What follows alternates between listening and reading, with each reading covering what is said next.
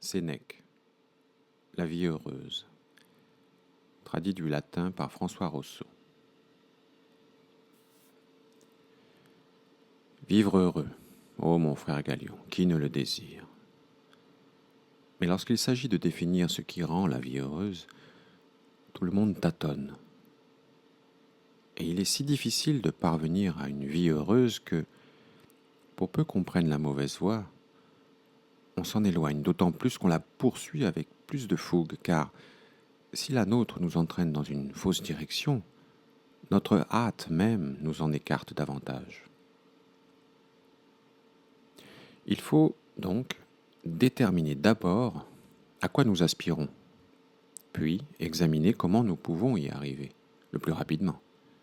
Nous verrons bien, au cours du chemin, si toutefois nous avons choisi le bon, combien nous en abattons chaque jour et dans quelle mesure nous approchons de ce vers quoi notre désir naturel nous pousse. Bien sûr, aussi longtemps que nous vagabondons sans autre guide que la rumeur publique et les clameurs discordantes de ceux qui nous invitent à prendre tantôt cette voie, tantôt cette autre, les errances font que notre vie s'use et s'abrège, même si jour et nuit nous travaillons à faire progresser notre âme. Précisons donc et notre objectif et les voies pour y parvenir. Non sans l'aide d'un homme expérimenté qui ait déjà exploré le chemin où nous nous engageons. Car il est bien certain que les exigences d'un tel voyage ne sont semblables à celles d'aucun autre. Si d'habitude le tracé des routes, les questions aux habitants évitent de se perdre, en l'occurrence, ce sont les sentiers les plus battus et les plus fréquentés qui égarent le mieux. Donc, voici le premier impératif. Gardons-nous bien de suivre, à la manière des moutons, le troupeau de ceux qui précèdent en allant non pas vers où il faut aller, mais simplement où vont tous les autres. Car rien n'entraîne à de plus grands malheurs que de se conformer à la rumeur publique en estimant que les meilleurs choix sont ceux du plus grand nombre, de se laisser conduire par la multiplicité des exemples. Cela parce que nous vivons non d'après la raison, mais dans un esprit d'imitation. D'où cette énorme cohue de gens qui se précipitent les uns sur les autres.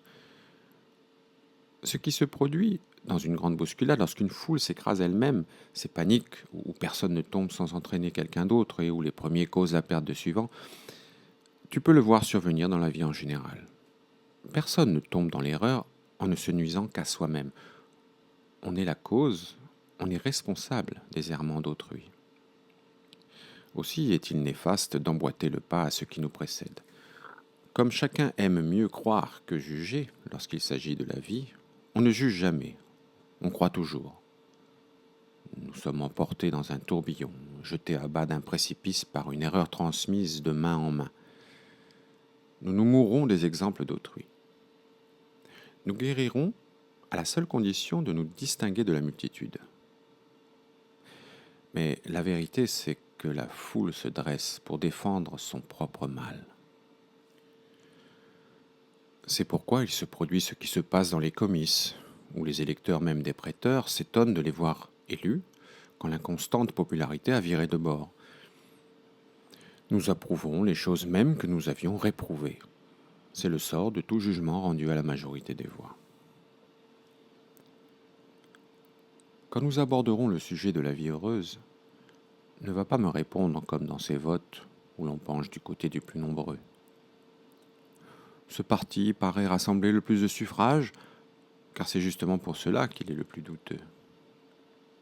Les affaires humaines ne sont pas de telle nature, hélas, que les meilleurs choix plaisent au plus grand nombre. Et la preuve du pire, c'est la foule.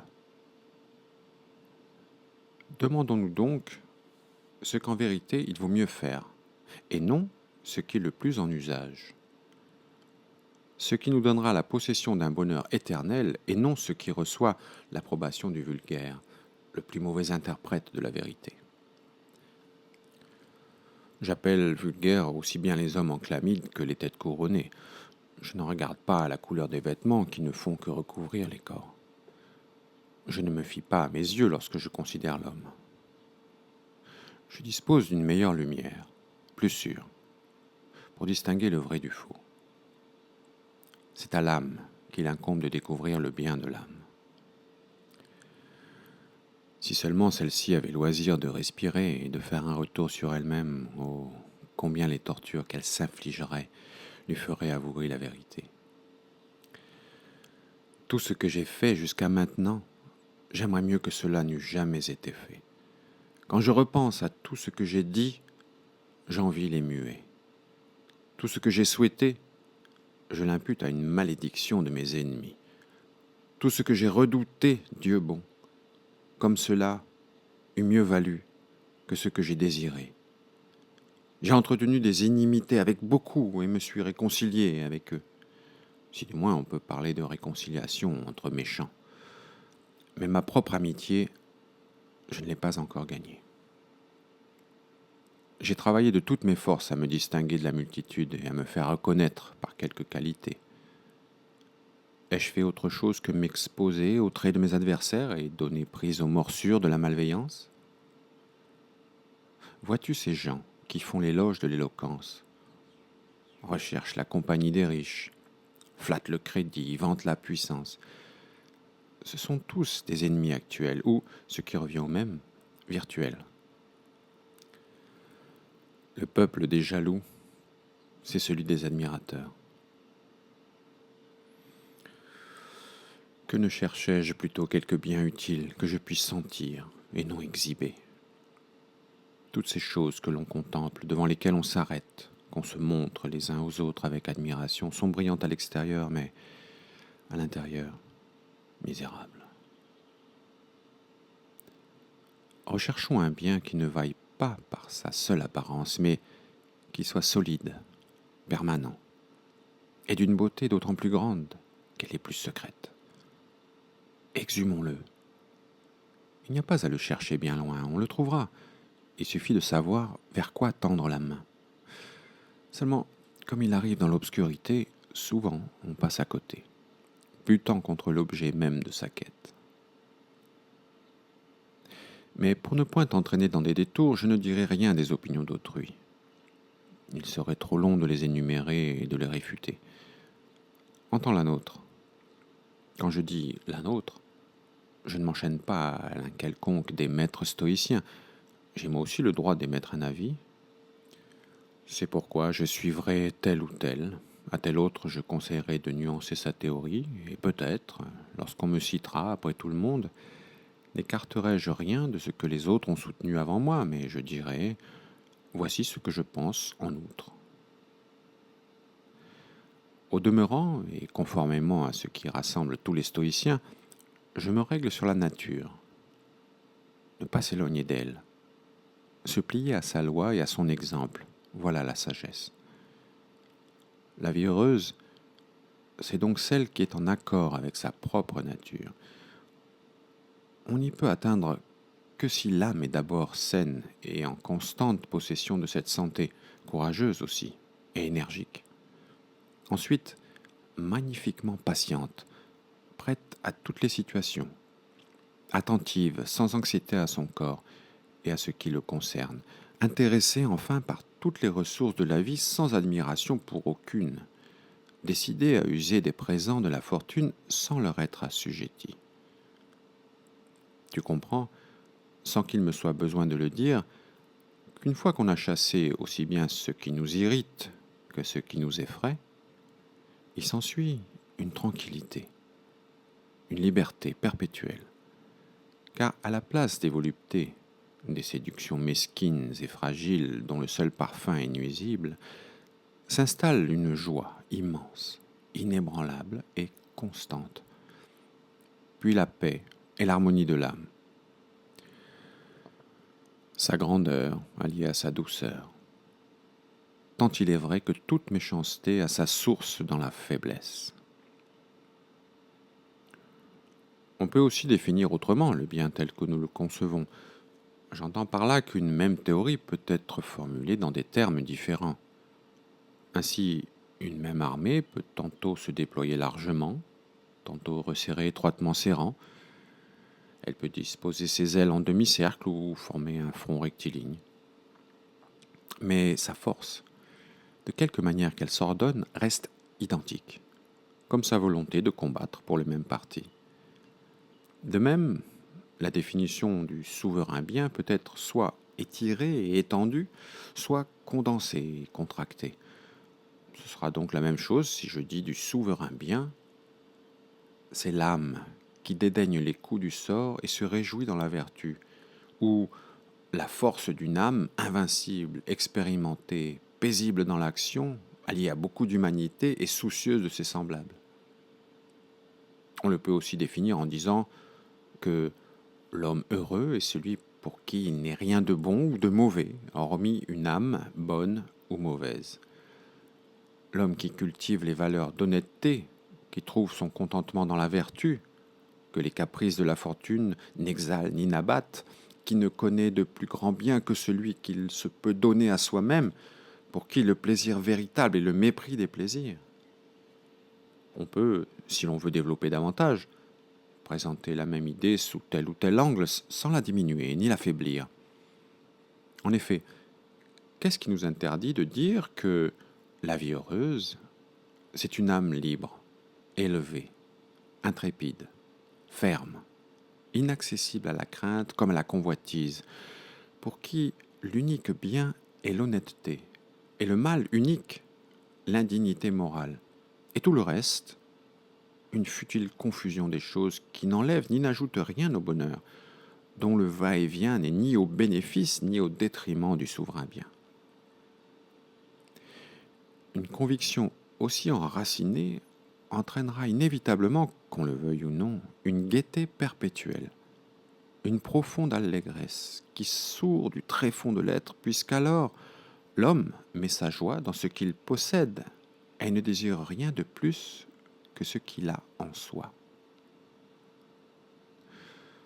Comment tout cela ne compenserait-il pas largement les émotions infimes, frivoles et éphémères de notre corps débile ? Le jour où l'on devient esclave de la volupté, on l'est aussi de la douleur. Tu vois à quelle triste et désastreuse suggestion sera soumis celui que posséderont, tour à tour, les plaisirs et les douleurs, les plus imprévisibles et les plus despotiques de tous les maîtres. Il faut donc trouver une issue vers la liberté. Or, rien ne la procure, excepté l'indifférence aux caprices de la fortune. Une fois acquise, elle sera l'origine de ces biens inestimables. La quiétude de l'esprit désormais en sûreté et l'élévation morale. Une fois chassées les terreurs, surgiront de la connaissance du vrai une joie immense et inaltérable, la générosité et l'épanouissement de l'âme qui la charmeront non pas en tant que bien, mais comme effet du bien qui est en elle. Puisque j'ai commencé à traiter de ce sujet avec abondance, je dirais qu'on peut appeler heureux celui qui est exempt de désir et de crainte grâce au bienfait de la raison. Car les pierres et le bétail ignorent aussi la crainte et la tristesse, mais on ne saurait pourtant parler de bonheur chez ceux qui n'en a pas la notion. Tu peux mettre sur ce même plan les hommes que leur esprit obtus et leur ignorance d'eux-mêmes ravalent au rang de bétail ou d'êtres inanimés.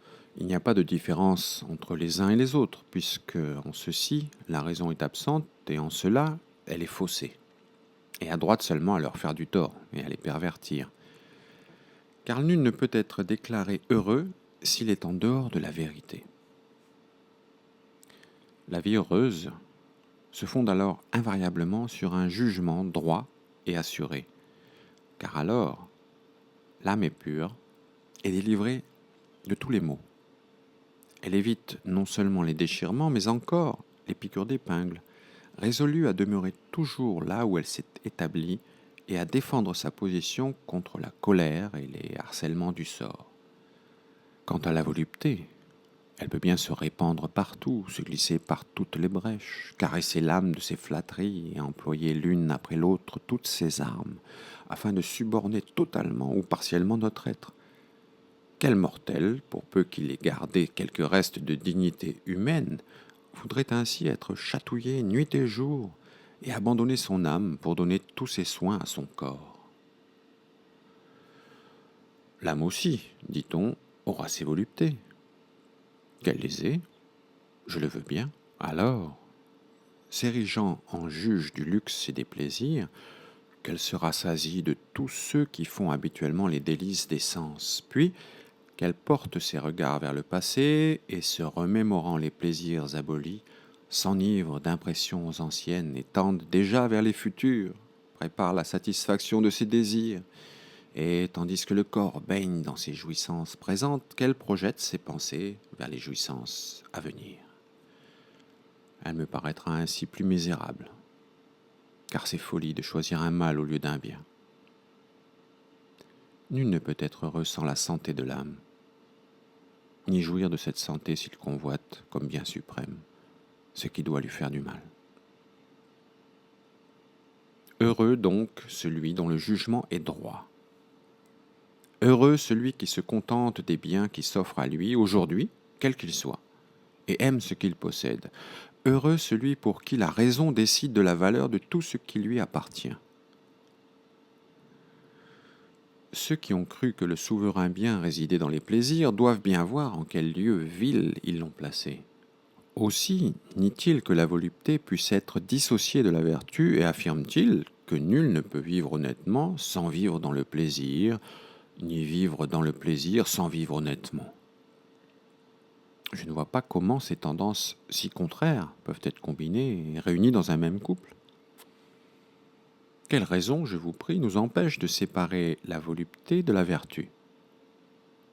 Apparemment, si le principe du bien est dans la vertu, ce qu'on aime et qu'on désire y plonge aussi ses racines. Si volupté et vertu étaient confondues, nous ne discernerions pas ce qui est agréable sans être honnête de ce qui, au contraire, est honnête mais pénible et demande à être recherché au milieu des douleurs. Ajoute encore que la volupté conduit à la vie la plus ignoble, tandis que la vertu n'admet pas de vie répréhensible et que certains sont malheureux, non faute de volupté, mais au contraire, à cause de la volupté elle-même.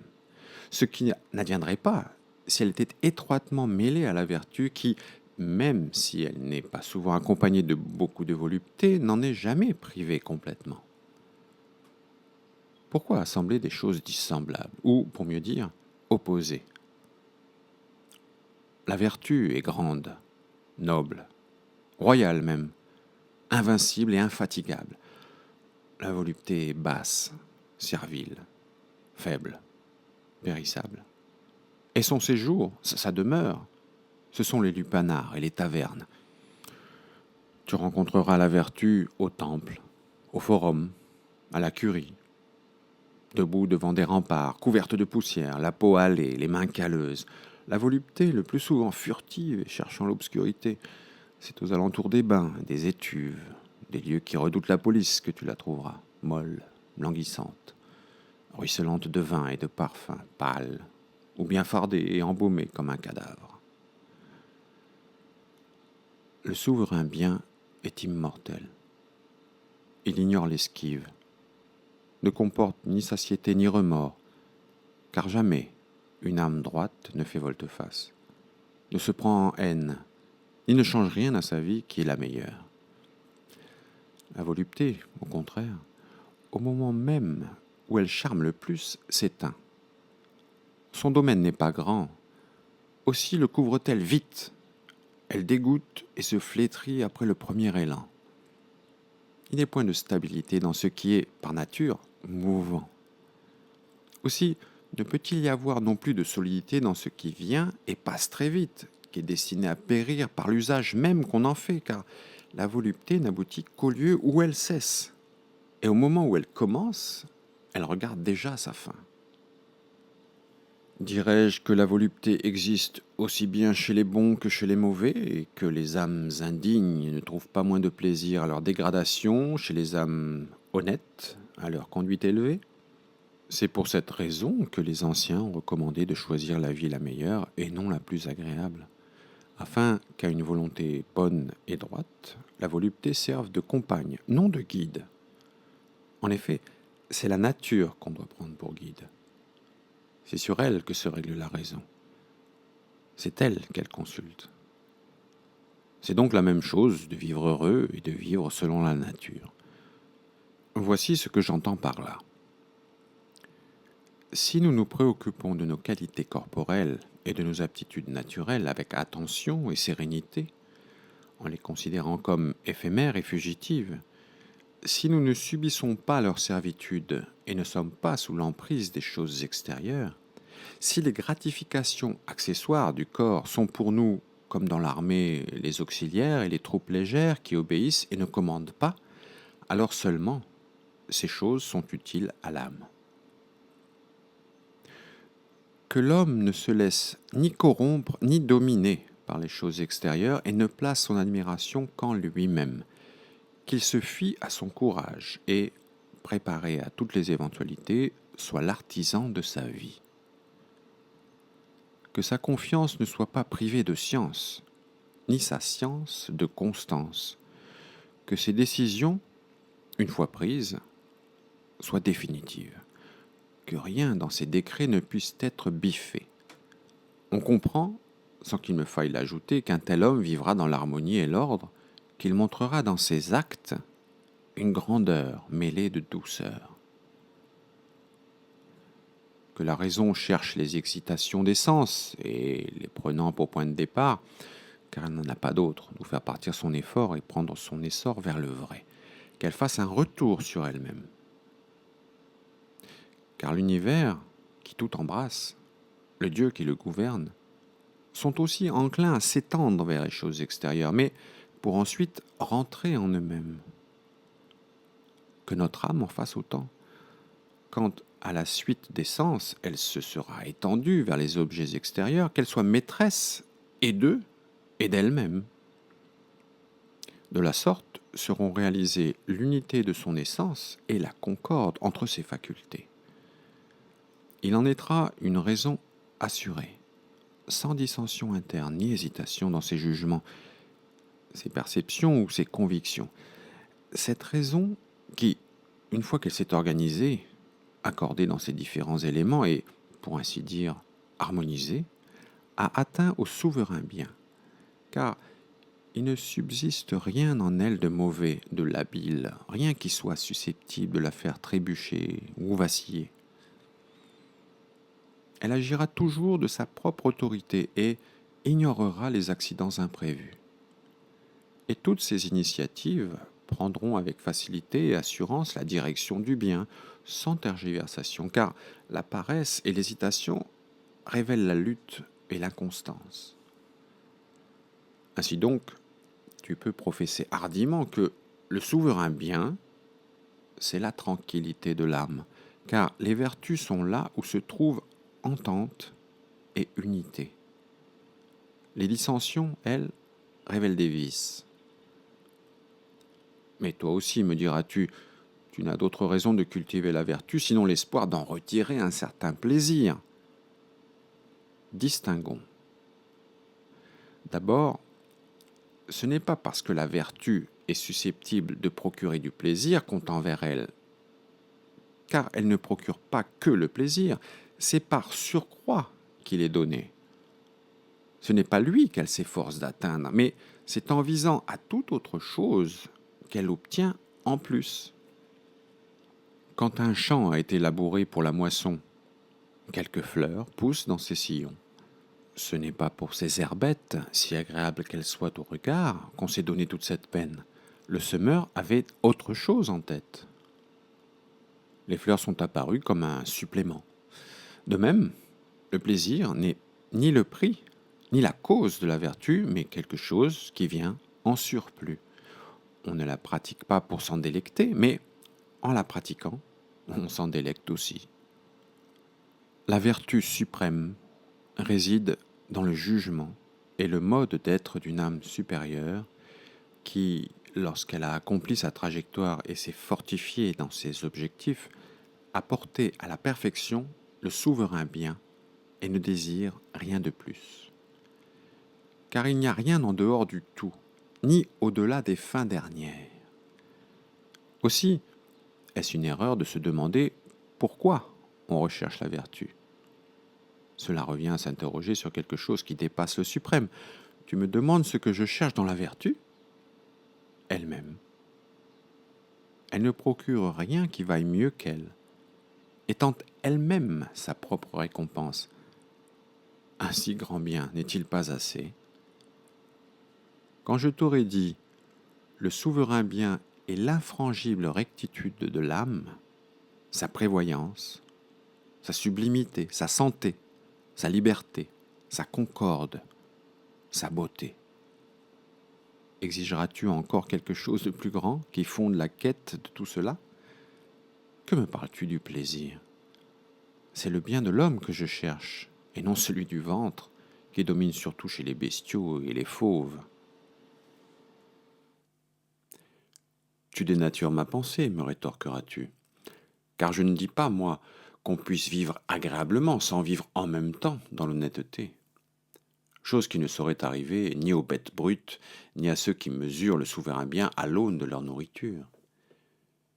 J'affirme, haut et clair, me diras-tu encore, que cette vie que j'appelle agréable ne peut exister si elle n'est empreinte de vertu. Oui, certes, car qui ignore que ceux qui sont le plus repus de volupté sont aussi les plus abrutis, que le dérèglement des mœurs abonde en plaisir, et que l'âme même sait produire en foule toutes sortes de voluptés mauvaises? Au premier chef, l'arrogance, la présomption, l'orgueil qui fait qu'on se croit au-dessus de tout le monde, et puis un amour aveugle et irraisonné de ce qu'on possède, des jouissances débordantes, des joies exultantes tirées de simple mesquinerie et de puérilité, et encore le persiflage, la vanité qui prend plaisir aux affronts, et la paresse et la dissolution d'une âme indolente qui s'endort en elle-même. Tout cela, la vertu le secoue. Elle réveille en tirant l'oreille et examine les voluptés avant de les admettre. En agrée-t-elle quelques-unes qu'elle n'en fait pas grand cas? De toute manière, elle ne les admet qu'avec précaution, et la satisfaction qu'elle en tire n'est pas d'en jouir, mais de les tempérer. Quand la tempérance diminue, le souverain bien en souffre. Toi, tu embrasses la volupté, moi, je la bride. Tu en jouis, j'en use. Tu la tiens pour le souverain bien, et moi pas même pour un bien. Tu fais tout pour la volupté, moi, rien. Quand je dis que je ne fais rien pour la volupté, c'est du sage véritable que je parle, le seul à qui tu concèdes le droit à la volupté. Je n'appelle pas sage celui qui est dominé par quelque chose, à plus forte raison par la volupté. Car s'il est sous son emprise, comment tiendra-t-il bon devant le malheur, le danger, la pauvreté et toutes les menaces qui grondent autour de la vie humaine? Comment supportera-t-il la vision de la mort, les souffrances, le fracas du monde et tant d'ennemis opiniâtres, quand il est vaincu par un si molle adversaire? Tout ce que la volupté lui conseillera, il le fera. Allons, ne vois-tu pas la foule de conseils qu'elle va lui prodiguer? Elle ne pourra rien lui conseiller de déshonorant, me diras-tu, puisqu'elle est unie à la vertu. Mais ne vois-tu pas, encore une fois, ce qu'est un souverain bien qui a besoin d'un gardien pour rester le bien?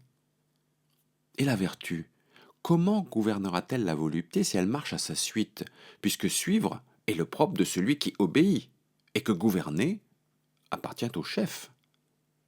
C'est le chef que tu mets derrière. Le glorieux rôle qu'a chez vous la vertu, goûtez préalablement aux voluptés. Mais nous verrons si, chez ceux qui la traitent de manière si dégradante, la vertu est encore la vertu. Elle qui ne peut garder son nom en cédant du terrain.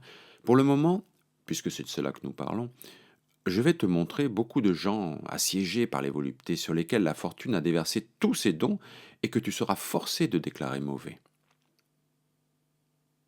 Regarde Nomentanus et Aspicius, digérant les biens de la terre et de la mer, comme ils les appellent, et reconnaissant sur leur table toutes les espèces de gibier. Voilés qui, se prélassant dans des amoncellements de roses, contemplent les plaisirs préparés pour leurs orgies et enchantent leurs oreilles de la voix des chanteurs, leurs yeux de vision, leurs palais de saveurs. Leur corps entier est excité par de douces et suaves chaleurs, et, pour qu'en même temps leurs narines ne soient pas frustrées, on imprègne de fragrances variées ce lieu où l'on sacrifie aux joies des sens. Tu admettras qu'ils baignent dans les voluptés, mais qu'au demeurant, cela ne contribuera pas à leur bonheur, car ce n'est pas le bien qui fait leur joie.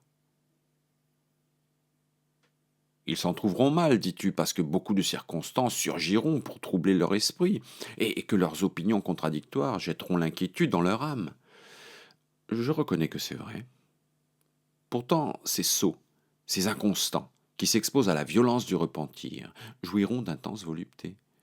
Il te faut donc bien admettre qu'ils sont aussi loin de tout chagrin que du bon sens, et, ce qui arrive souvent, que leur folie est gaie, et qu'ils délirent dans la joie. Au contraire, les voluptés des sages sont paisibles, modérées, presque affaiblies, intériorisées, et à peine perceptibles. C'est parce qu'elles arrivent sans être appelées, et que même venues d'elles-mêmes, elles ne sont point honorées ni accueillies avec exultation par ceux qui les éprouvent.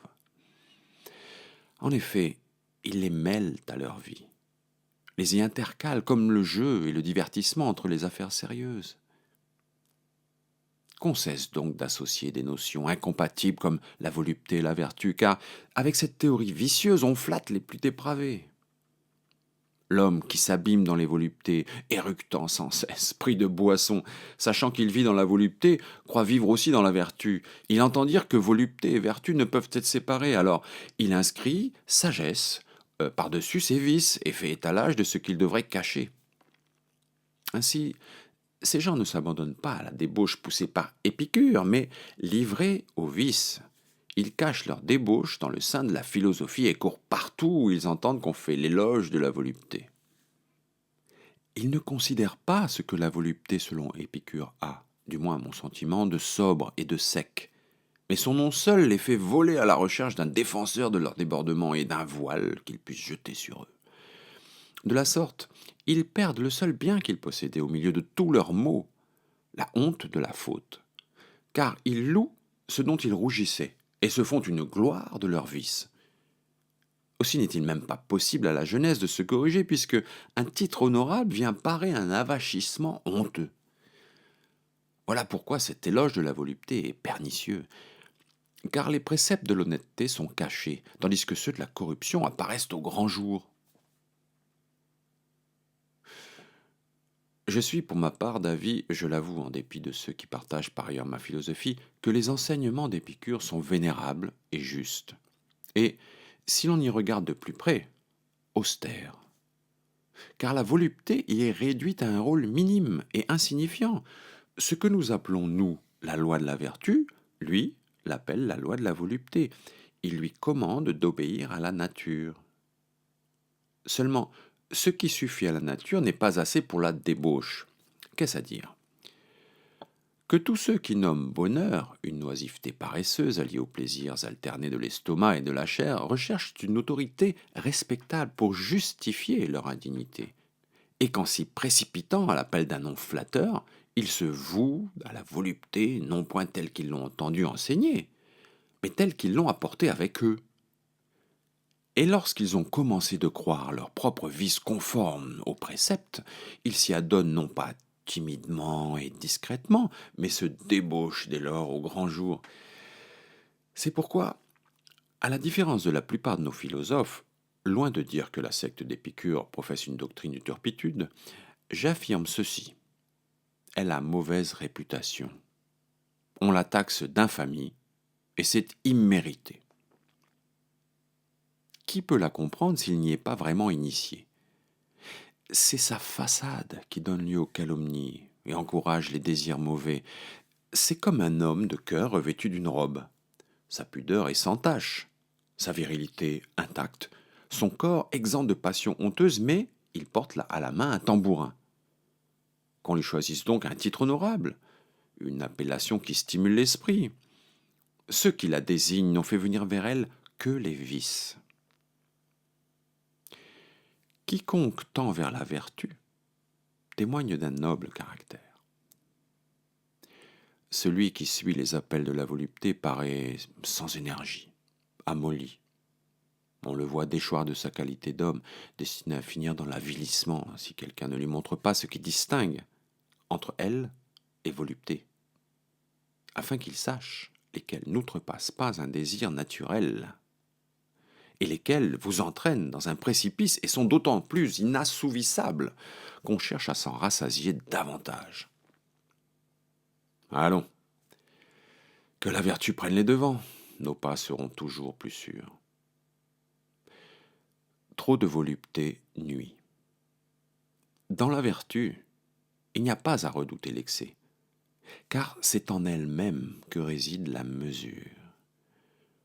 Ce n'est pas un bien que ce qui souffre de sa grandeur. De surcroît, que proposer de mieux que la raison à ceux auxquels le sort a donné une nature raisonnable? Et si cette union plaît, si l'on se plaît à progresser vers une vie heureuse en compagnie, que la vertu marche la première et que la volupté soit sa compagne et suive le corps comme une ombre? Livrer la vertu, le bien suprême entre tous, à la servitude de la volupté, serait le fait d'une âme incapable de rien concevoir d'élevé. Que la vertu prenne les devants, qu'elle porte les enseignes. Nous n'en aurons pas moins la volupté, mais nous saurons la maîtriser et la tempérer. Elle pourra parfois nous fléchir, nous contraindre jamais. Au contraire, ceux qui ont abandonné les rênes à la volupté sont privés et de celle-ci et de la vertu, car ils perdent la vertu sans jouir de la volupté. C'est la volupté qui les possède. Quand elle leur fait défaut, ils sont au supplice. Quand ils en jouissent à satiété, elle les étouffe. Malheureux si elle leur manque, plus malheureux encore si elle les écrase. Ainsi, ceux qui s'égarent dans la mer des Syrtes sont-ils tantôt jetés sur le sable, tantôt entraînés par les flots impétueux? Voilà ce que produisent une intempérance sans borne et un amour aveuglé par son objet. Car pour celui qui recherche le mal au lieu du bien, la réussite présente bien des périls. Difficile et dangereuse est la chasse aux fauves. Et même une fois capturés, il est malaisé de les garder en sa possession, car bien souvent ils déchirent leur maître. De même, ceux qui jouissent de grandes voluptés aboutissent à un grand malheur, car une fois conquises, les voilà qui s'emparent d'eux, et il est d'autant plus petit et asservi à d'autant plus de maîtres qu'elles sont plus grandes et plus nombreuses, celui que le vulgaire appelle heureux. Qu'il me soit permis de m'attarder encore sur cette comparaison. Celui qui se met en quête du gîte des bêtes sauvages, attachant un grand prix à prendre les fauves dans ses rets, et à cerner les chiens les vastes clairières, délaisse pour suivre leurs traces des tâches bien plus estimables, et renonce à bien des devoirs. De même, celui qui poursuit la volupté lui sacrifie tout, et pour commencer, sa liberté. Voilà le prix qu'il paie pour satisfaire son ventre. Il n'achète pas la volupté, il se vend à la volupté. Qu'est-ce qui empêche pourtant, dira-t-on, de confondre en un tout vertu et volupté, et d'édifier le souverain bien de manière à en faire une chose à la fois honnête et agréable? C'est qu'il ne peut exister d'autre aspect de l'honnête en dehors de l'honnête lui-même. Et le souverain bien perdra son intégrité s'il se trouve en lui quelque chose qui ne s'assimile pas au meilleur. Même la joie que fait naître la vertu, quoiqu'elle soit un bien, ne fait pas partie du bien absolu, non plus que l'allégresse et la tranquillité, malgré la beauté de leurs origines. Car si ce sont là des biens, ce ne sont que des conséquences, et non des accomplissements du souverain bien. Celui qui associe vertu et volupté, fût-ce sans les tenir pour égales, émousse par la fragilité de l'une tout ce qu'il y a de vigueur dans l'autre, et impose un joug à cette liberté invincible seulement s'il n'existe rien de plus précieux qu'elle. Car, si c'est le cas, elle commence, et il n'est pas de plus grande servitude, à être tributaire de la fortune. Que s'ensuit-il? Une vie inquiète, soupçonneuse, tremblante, soucieuse des accidents, suspendue aux mutations de l'existence. Tu ne donnes pas à la vertu un fondement solide, tu veux l'édifier sur un terrain instable. En effet, qu'y a-t-il de plus instable que l'attente des hasards et les changements du corps et de ce qui l'affecte? Comment obéir à la divinité et faire face d'une âme égale à tous les événements, sans se plaindre du sort et en prenant ses malheurs avec philosophie, si l'on est ébranlé par les moindres piqûres du plaisir ou de la douleur? On ne sera même pas un bon défenseur de la patrie, ni un garant de sa liberté, pas davantage un bon soutien pour ses amis, si l'on penche du côté de la volupté. Que le souverain bien s'élève donc jusqu'en un lieu d'où aucune force ne puisse l'arracher, auquel n'est accès ni la douleur, ni la convoitise, ni la crainte, ni aucun autre sentiment de nature à porter atteinte à ses droits. Or, seule la vertu peut s'élever jusque-là. Sa progression doit rendre la pente moins abrupte. Elle restera ferme, supportera tous les événements, non pas seulement en les subissant, mais en les acceptant, consciente que toutes les difficultés sont une loi de la nature. Comme un bon soldat, elle supportera ses blessures, comptera ses cicatrices, percée de traits, elle mourra en aimant le chef pour qui elle tombe. Elle aura présente à l'esprit ce vieux précepte: suis ton Dieu. Celui qui se plaint, pleure et gémit et est contraint d'obéir de force, il n'en est pas moins malgré lui amené à exécuter les ordres. Quelle folie de se laisser traîner plutôt que de suivre! Et ma foi, il y a eu une égale sottise, une égale ignorance de nos conditions à se lamenter à cause de quelque manque ou de quelque accident un peu pénible, et à s'étonner et s'indigner de ce qui arrive aux bons aussi bien qu'aux méchants. J'entends les maladies, les deuils, les infirmités et autres disgrâces que nous rencontrons sur le parcours de l'existence humaine. Tout ce que la constitution de l'univers nous astreint à souffrir, endurons-le en faisant preuve de grandeur d'âme.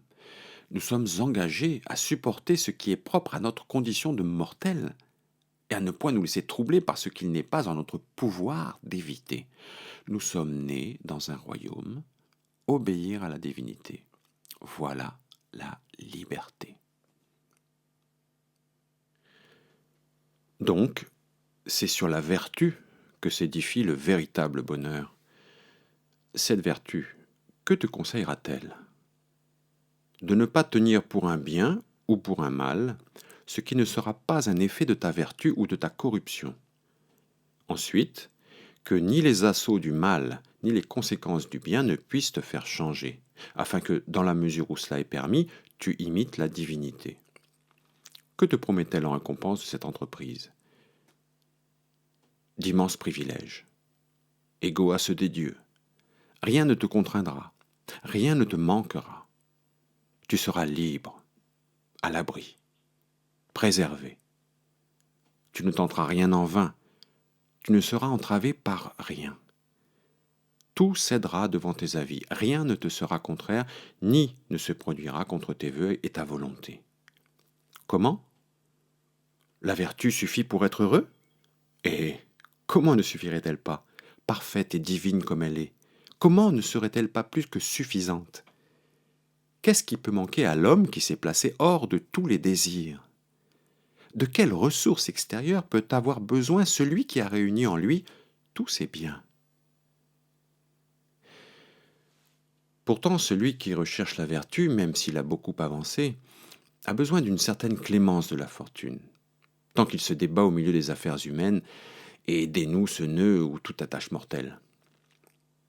Quelle est donc la différence? C'est que certains sont étroitement bridés, ligotés, enchaînés même.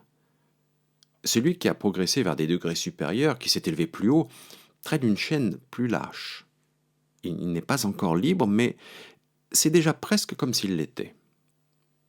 Si donc quelqu'un de ceux qui aboient contre la philosophie lançait sa diatribe habituelle: pourquoi tes paroles sont-elles plus courageuses que ta vie? Pourquoi baisses-tu le ton devant un supérieur? Tiens-tu l'argent pour un instrument nécessaire? Es-tu troublé lorsque tu subis un dommage? Verses-tu des larmes en apprenant la mort d'une épouse ou d'un ami? Estimes-tu la renommée et te laisses-tu émouvoir par des propos malveillants? D'où vient que tes domaines à la campagne sont plus cultivés que ne l'exige une exploitation naturelle, que ne dînent pas conformément à tes principes? Pourquoi posséder ce mobilier si élégant? Pourquoi boit-on chez toi un vin plus vieux que toi? À quoi bon une volière? Une plantation d'arbres qui ne te donneront que de l'ombre? Pourquoi ta femme porte-t-elle aux oreilles les revenus d'une riche maison? Pourquoi ces robes précieuses dont tes enfants sont vêtus? Pourquoi est-ce chez toi un art que le service de la table et l'argenterie, au lieu qu'on la dispose au hasard et comme cela se trouve? Pourquoi est-elle l'objet de l'attention d'esclaves habiles? Pourquoi disposes-tu d'un maître à découper les viandes? Ajoute encore si tu veux, pourquoi as-tu des domaines outre-mer et plus nombreux que tu ne le sais toi-même? C'est une honte. Tu es assez négligent pour ne pas connaître le peu d'esclaves que tu possèdes, ou assez fastueux pour en avoir trop pour que la mémoire puisse en retenir le nombre. Je renchérirai sur ces blâmes, et me reprocherai à moi-même plus de choses que tu ne penses. Mais pour le moment, voici ce que je te réponds. Je ne suis pas un sage véritable, et je donne cet aveu en pâture à ta malveillance. Je ne le serai jamais. Exige donc de moi, non que je sois l'égal des meilleurs, mais que je vaille mieux que les méchants. Il me suffit d'ôter chaque jour quelque force à mes vices et de châtier mes égarements. Je ne suis pas parvenu à la guérison, je n'y parviendrai même jamais. Je compose pour ma goutte des calmants plutôt que des remèdes, content si les crises sont plus rares et les élancements moins violents, car si je compare mes pieds aux vôtres, moi, infirme, je suis un coureur. Cela, je ne le dis pas pour moi, car je suis abîmé dans tous les vices, mais au nom de celui qui a déjà accompli quelque chose. Tu parles d'une façon, me rétorqueras-tu, et tu vis d'une autre. Cette objection, ô individu mal intentionné et ennemi des plus vertueux, a été faite à Platon, à Épicure, à Zénon, car tous ont dit non pas comment ils vivaient eux-mêmes, mais comment ils auraient dû vivre. C'est de la vertu, et non de moi que je parle. Et quand je blâme les vices, ce sont les miens que je blâme en premier. Quand j'en serai capable, je vivrai comme il convient.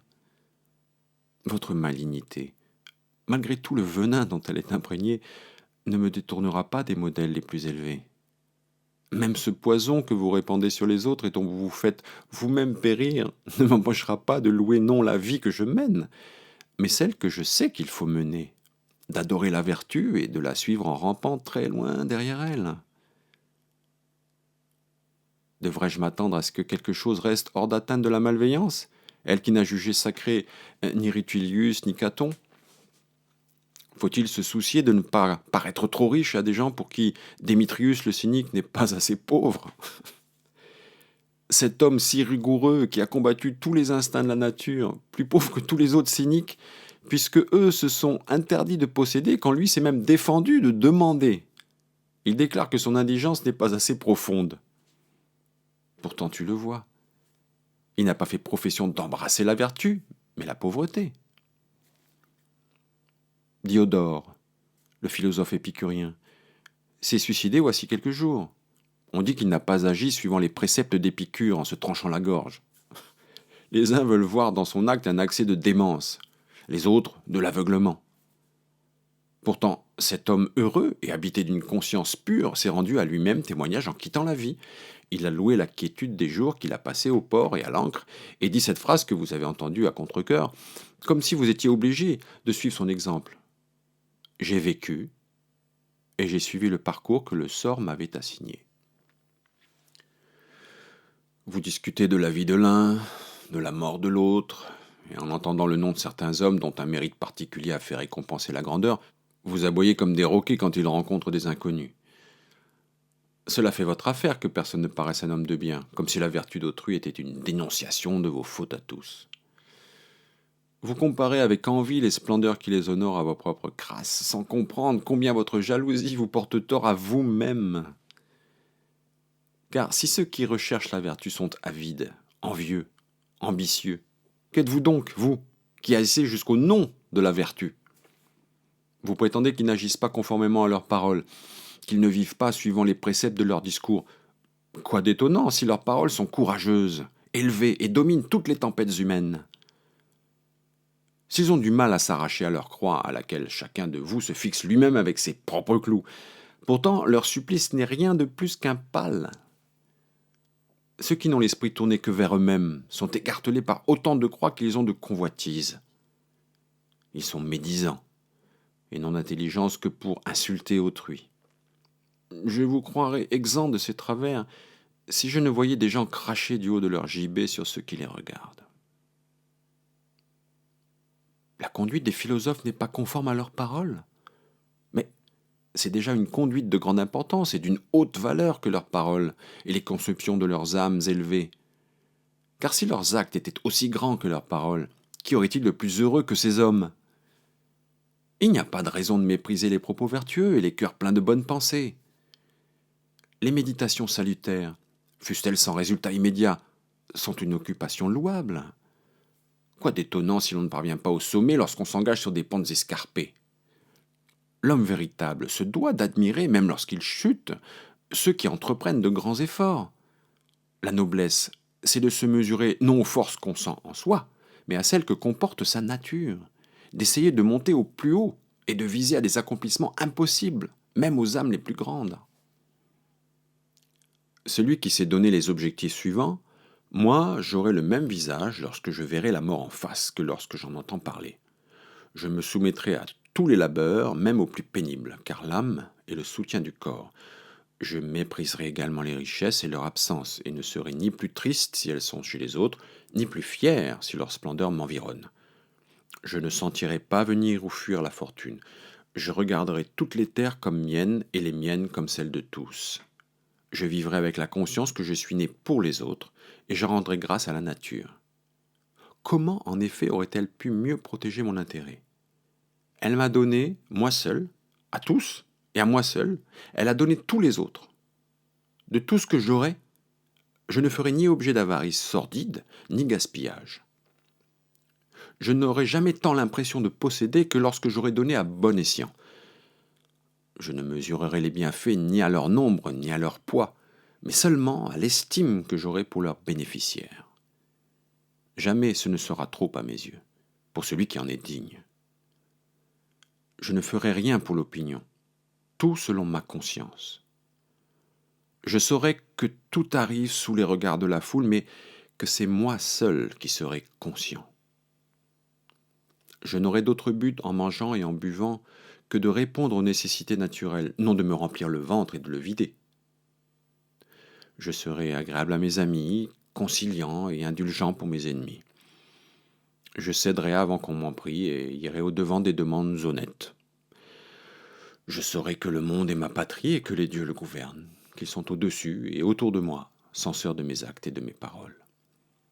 Et quand la nature éteindra mon souffle, ou que ma raison me le fera rendre, je m'en irai, en me portant le témoignage que j'ai aimé une conscience pure, des intérêts honorables, que la liberté d'aucun n'a été amoindrie par ma faute, et surtout pas la mienne.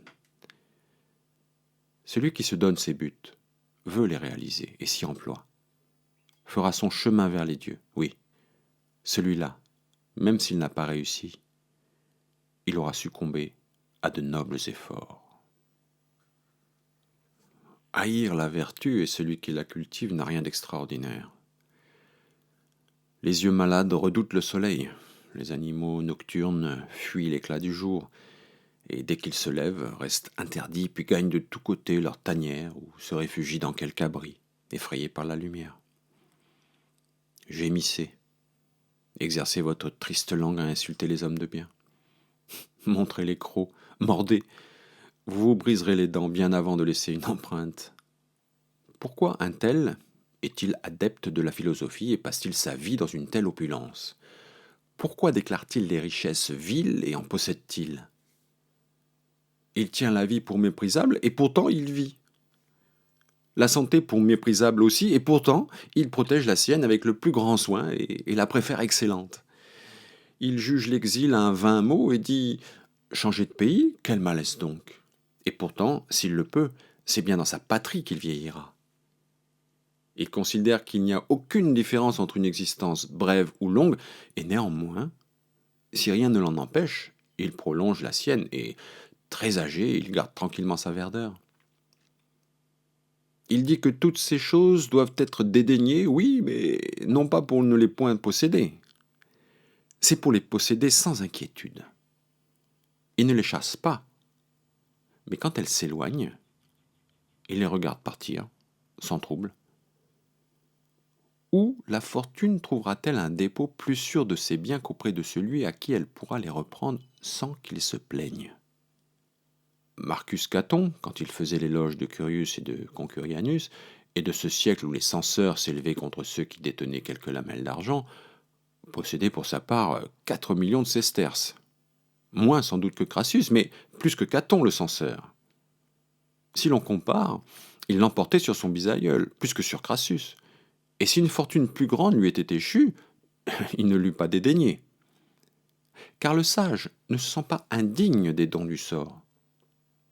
Il n'est pas épris des richesses, mais il préfère en avoir. Il ne les accueille pas dans son âme, mais dans sa maison. Il ne rejette pas celles qu'il possède, mais en est le maître et veut qu'elle procure à sa vertu une plus grande matière à s'exercer.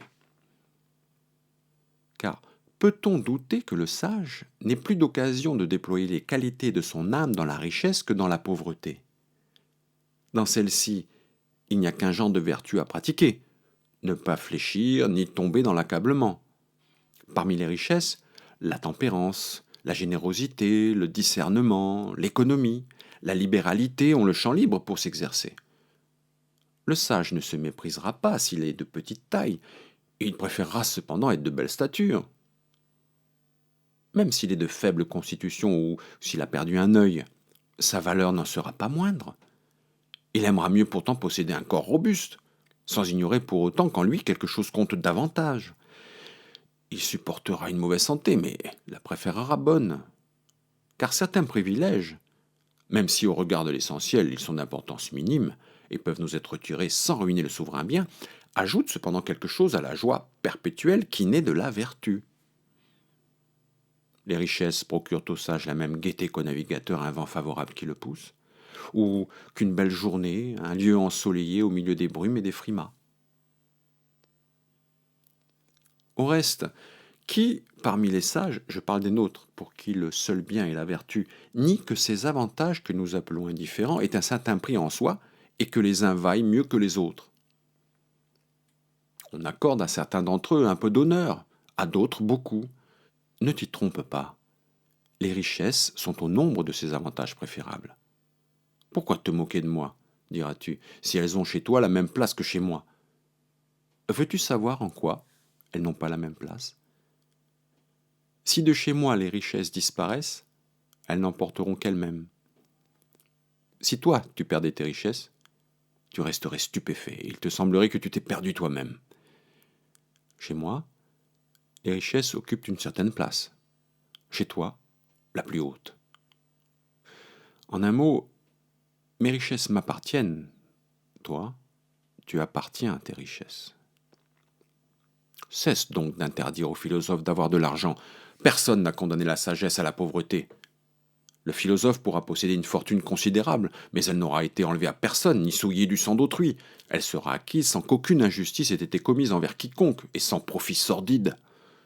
Elle sera léguée aussi honorablement qu'elle aura été gagnée, et personne ne se plaindra qu'elle existe, hormis les malveillants. Tu peux l'accroître autant que tu voudras. Elle est parfaitement honorable si, avec maintes choses que chacun voudrait dire siennes, il n'y a rien en elle que quelqu'un puisse dire sien. Le sage ne repoussera pas les bienfaits de la fortune, il ne se glorifiera pas plus qu'il n'aura honte d'un patrimoine acquis par des moyens honnêtes. Il aura même lieu d'être fier si, ouvrant sa maison et laissant voir sa fortune à toute la ville, il peut dire ce que chacun reconnaît comme lui appartenant, qu'il l'emporte. Le grand homme, l'excellent riche, si, après ses paroles, il possède toujours autant. Voilà ce que je dis. S'il s'expose sans crainte et en toute sûreté aux investigations de la foule, si chez lui personne ne trouve rien à lui réclamer, alors il sera en droit d'être riche en toute franchise et aux yeux de tous. Le sage ne laissera franchir son seuil à aucun denier indigne d'entrer dans sa maison. Mais de grandes richesses, présents de la fortune et fruits de la vertu, il ne les rejettera ni ne les chassera. Pourquoi, en effet, leur refuserait-il la place qu'elles méritent chez lui? qu'elles viennent, qu'elles reçoivent l'hospitalité. Il n'en fera pas étalage. Il ne les dissimulera pas non plus. Dans le premier cas, il serait un sot, dans le second, un poltron et un pusillanime qui s'imagine cacher en son sein un grand bien. Mais comme je l'ai dit, il ne leur interdira pas sa maison. Que devrait-il leur dire en effet? Vous êtes inutiles? Ou je ne sais pas faire usage des richesses? De même qu'il pourra voyager à pied mais préférera se servir d'un véhicule. De même, s'il est pauvre mais peut devenir riche, il n'en fera pas fi. Il aura donc une fortune, mais la tiendra pour légère et susceptible de s'envoler. Il ne souffrira pas qu'elle soit pesante, ni à lui-même ni à quiconque. Il donnera. Pourquoi tendez-vous l'oreille? Pourquoi ouvrez-vous votre bourse? Il donnera aux gens de bien, ou à ceux dont il pourra faire des gens de bien. Il donnera avec le plus grand discernement en choisissant les plus dignes destinataires de ses dons, en homme conscient qu'il faut rendre compte tant de ses dépenses que de ses gains. Il donnera pour des motifs justes et compréhensibles, car c'est un don mal placé que de gaspiller ses biens pour qu'il en soit fait un honteux usage. Il aura la bourse facile, mais non percée. Beaucoup d'argent en sortira, rien n'en tombera. Celui qui croit que donner est chose aisée se trompe. Cet acte présente un grand nombre de difficultés si l'on veut distribuer avec discernement et non dissiper ses biens au hasard ou au gré des impulsions. J'oblige celui-ci, je rends à celui-là, à l'un je porte secours, d'un autre je prends pitié, à un troisième parce qu'il en est digne, je donne des armes contre les déchéances et l'asservissement de la pauvreté. À certains, je ne donnerai rien, malgré leur gêne, parce que, même si je leur donne, ils seront encore et toujours dans la gêne. À certains, je proposerai, à d'autres, j'imposerai même. En ce domaine, je ne puis me montrer négligent. Je ne sers jamais mieux mon intérêt que lorsque je donne. Quoi? Diras-tu alors? Tu donnes pour recevoir? Pas du tout. Mais pour ne pas perdre. Que la donation soit effectuée dans de telles conditions qu'elles ne doivent pas être réclamées, mais où elle pourra être rendue. Plaçons le bienfait profondément enfoui comme un trésor qu'on ne déterrera que si c'est vraiment nécessaire. La maison du riche elle-même, que d'occasions offre-t-elle de faire le bien? Quel nom donner à celui qui n'offre sa libéralité qu'aux gens en toge? La nature m'ordonne d'être utile aux hommes, qu'ils soient esclaves ou libres, de parents libres ou affranchis, d'une liberté de plein droit ou de celle qu'on accorde aux amis, quelle importance? Partout où il y a un homme, il y a place pour un bienfait. On peut, sans franchir le seuil de sa maison, faire don de ses biens et pratiquer la libéralité, ainsi nommée non parce qu'elle est le fait d'hommes libres, mais parce qu'elle part d'une âme libre. Pratiquée par le sage, elle ne profitera jamais à un individu méprisable et indigne, pas plus qu'elle ne se lassera de chercher pour se déverser à flot chaque fois qu'elle rencontrera un homme digne d'elle. Il n'y a donc pas lieu d'entendre d'une oreille sceptique les discours honnêtes, courageux, vaillants de ceux qui se préoccupent de la sagesse. Et tout d'abord, il faut faire attention à ceci. Rechercher la sagesse est une chose, l'avoir acquise en est une autre. Il se peut qu'on te dise « Je parle bien, mais je me vautre encore dans quantité de vices. Tu ne dois pas exiger de moi que je me conforme à mes discours. J'en suis encore à me créer, me former, tâcher de m'élever au niveau de magnifiques exemples. Quand j'aurai réalisé les progrès auxquels j'aspire, alors tu pourras exiger que mes actes répondent à mes paroles. Celui qui aura atteint ce qui, pour l'homme, est le souverain bien, te parlera autrement et dira « D'abord, tu n'as pas à te permettre de porter de jugement sur de meilleurs que toi. J'ai déjà, preuve de ma droiture, le privilège de déplaire aux méchants. Mais pour te rendre des raisons que je ne refuse à aucun mortel, écoute ce que je professe et le prix que j'attache à toute chose. Je dis que les richesses ne sont pas un bien. Si elles l'étaient, elles rendraient les gens vertueux. Or, puisque ce que l'on trouve chez les méchants ne peut être appelé un bien, je leur dénie ce nom. Pour le reste, je conviens qu'il faille les posséder et qu'elles apportent à la vie de grandes commodités. Alors, pourquoi je ne les mets pas au nombre des biens et quelle attitude différente de la vôtre j'adopte à leur égard, puisque nous admettons tous qu'il faut les posséder. Écoutez ce que j'en dis.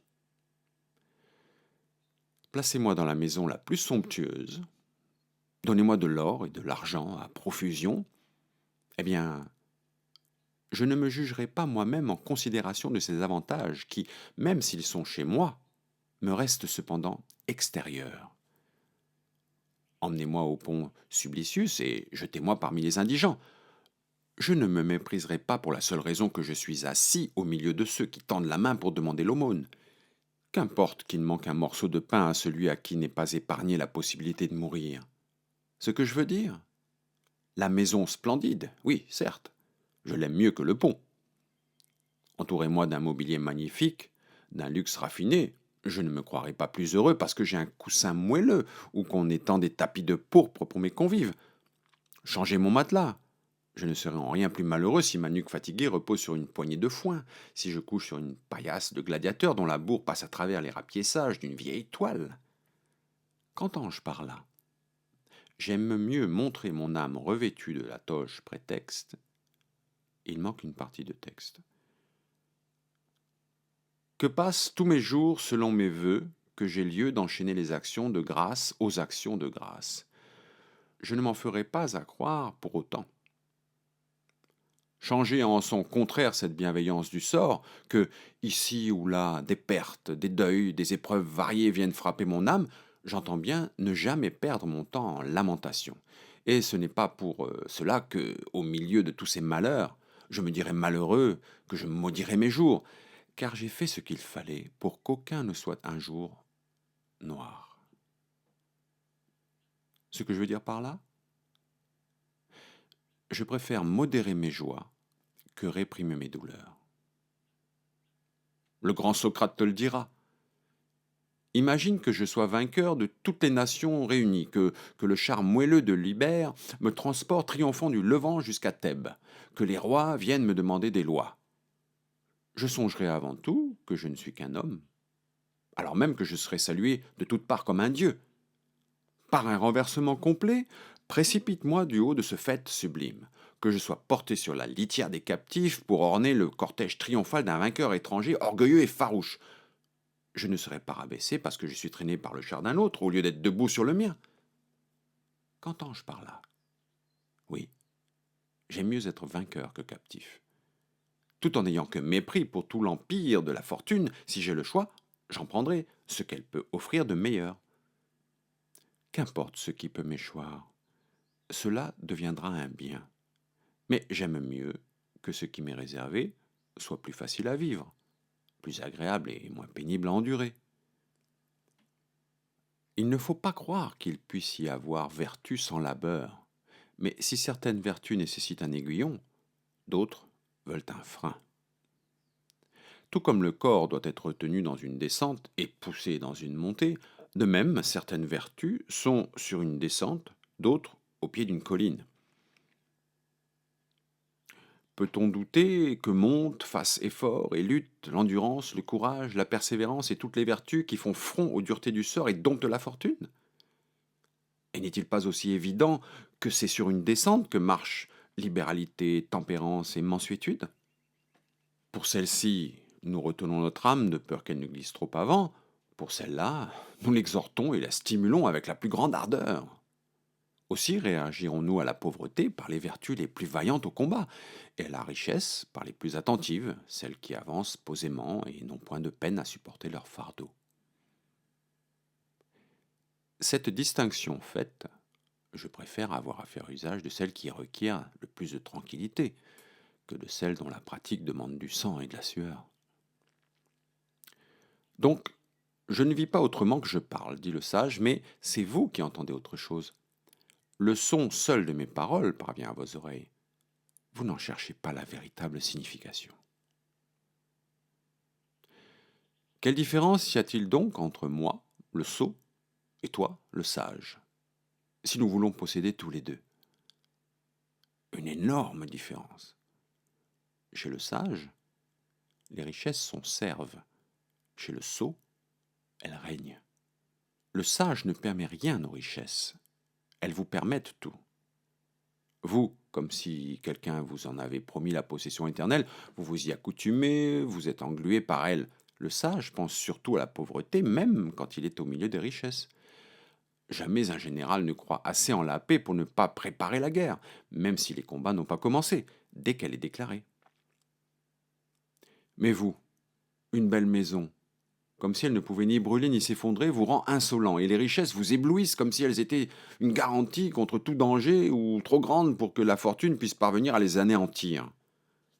Vous jouez oisivement avec des richesses sans prévoir qu'elles peuvent être menacées, comme les barbares assiégés, ignorant de l'usage des machines de guerre qui regardent sans réagir le travail des assiégeants, sans comprendre à quoi servent ces constructions qu'on élève à distance. Vous faites de même.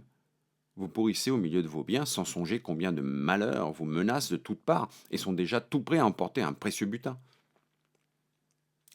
Celui qui enlèvera ses richesses au sage lui laissera tout son bien, car il vit dans l'allégresse du présent et sûr du futur. Aucune volonté, dit le grand Socrate, ou un autre qui a la même autorité et a la même force contre l'adversité, n'est plus grande en moi que celle de ne pas conformer ma vie à vos opinions. Vous pouvez bien accumuler les critiques accoutumées. Je ne considérerai pas que vous m'insultez, mais que vous vagissez comme de malheureux nouveau-nés. Voilà ce que je dirai.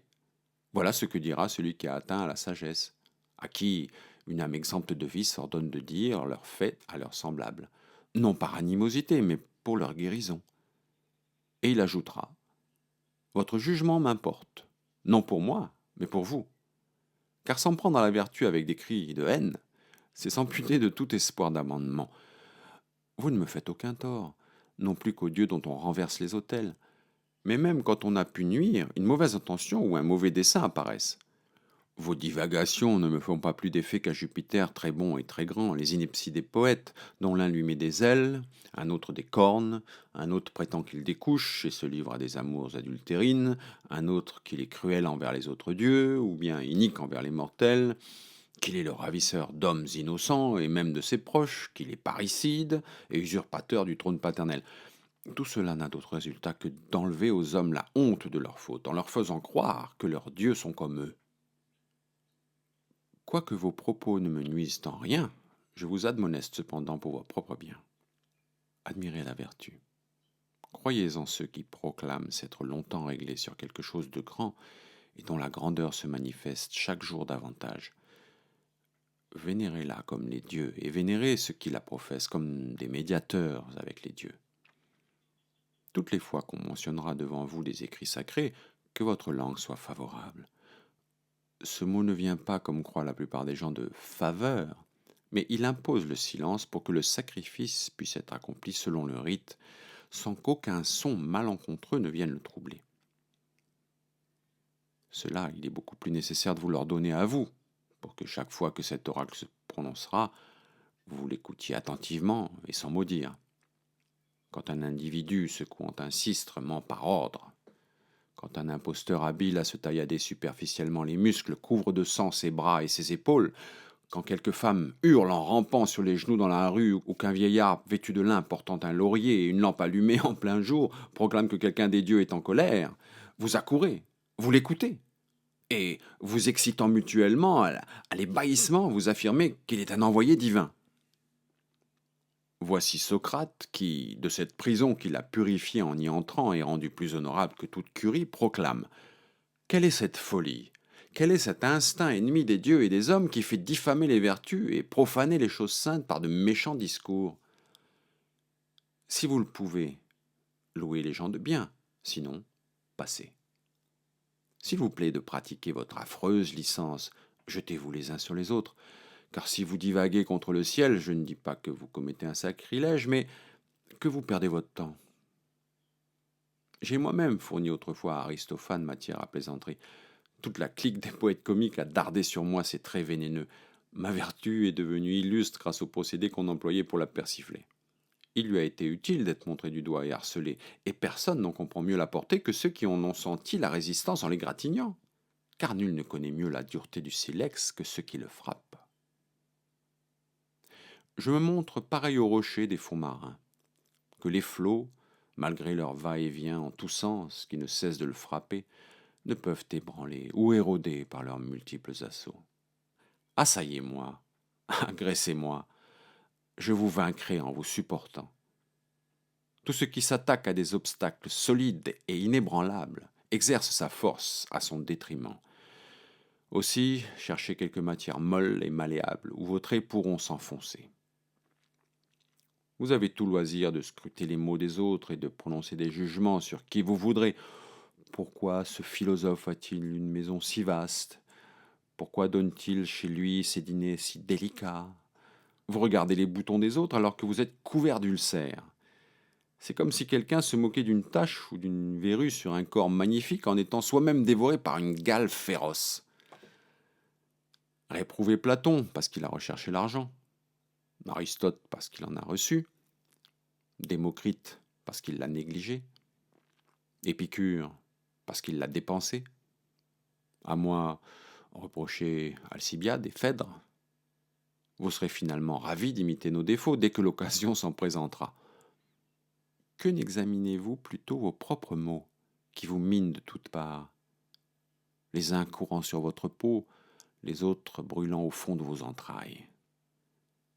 Les choses humaines ne sont pas de telle nature que vous puissiez vous permettre, même si vous êtes peu conscient de votre état, de faire marcher à loisir votre langue pour médire les plus vertueux. Voilà ce que vous ne comprenez pas. Et vous vous donnez un air qui ne correspond pas à votre situation, comme ceux qui s'amusent au théâtre ou au cirque, alors qu'un deuil frappe leur maison et qu'ils ne sont pas encore au courant de ce malheur. Mais moi, qui regarde de haut, je vois bien quelles tempêtes vous menacent et vont éclater sur vous plus tard, ou bien, toutes proches, s'apprêtent à vous emporter, vous et vos biens. Qu'ajouter? Maintenant même, bien que vous ne vous en rendiez pas compte, est-ce que la tourmente ne roule pas dans ces tourbillons? N'enveloppe pas vos âmes qui fuient, toujours en quête des mêmes choses, tantôt élevées dans les airs, tantôt fracassées au fond des abîmes? La fin du texte est perdue.